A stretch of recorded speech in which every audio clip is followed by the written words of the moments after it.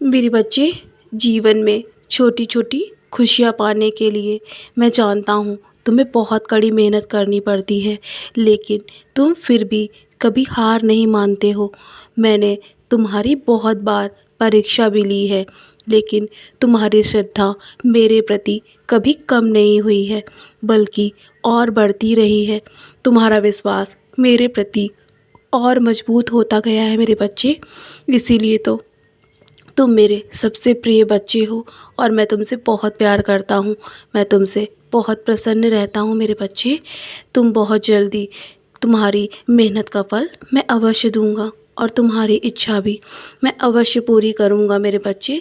अगर तुम हमेशा मेरे दिखाए मार्ग पर ऐसे ही चलते रहोगे ना, तो तुम्हारे जीवन में खुशियाँ आने से कोई नहीं रोक सकता और तुम्हें कभी भी पीछे मुड़कर देखने की आवश्यकता भी नहीं पड़ेगी कि तुमने पिछले समय में क्या क्या खो दिया है। लेकिन आगे जो तुम्हें मिलने वाला है ना, वो तुम सोच भी नहीं सकते। अगर अभी तुम दूसरों के दुख में हमेशा ऐसे ही सहानुभूति रखोगे, तो तुम्हें वही सहानुभूति अपने जीवन में अब वापस अवश्य मिलेगी, किसी भी सहयोग के रूप में। तुम्हारी उदारता और दुख त्याग की शिक्षा देता है मेरे बच्चे। इतना ही नहीं, उदारता त्याग को महत्व भी देती है और त्याग उदारता को सम्मानित रखता है। इसीलिए हमेशा तुमने जो भी संघर्ष किए हैं ना अपने जीवन में, तुमने उससे बहुत कुछ सीखा है।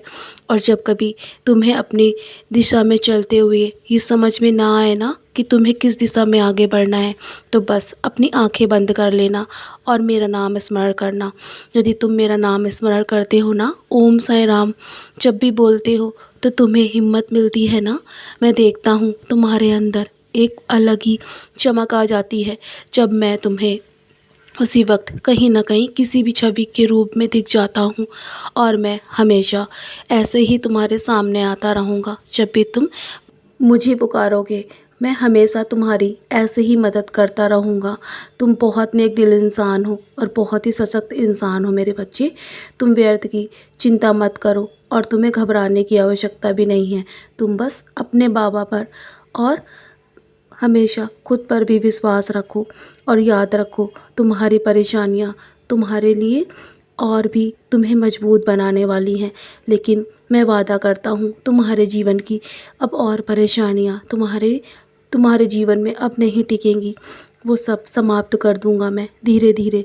लेकिन तुम्हारे जो पिछले कर्म है ना, उसे तो तुम्हें भुगतना ही पड़ेगा मेरे बच्चे। और हर किसी को अपने कर्मों का फल भुगतना ही पड़ता है।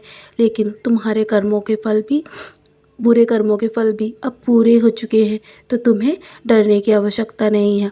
तुम्हारी किस्मत में क्या लिखा है ये मुझसे बेहतर कोई नहीं जानता, लेकिन तुम्हारी किस्मत अवश्य बदलेगी मेरे होते हुए।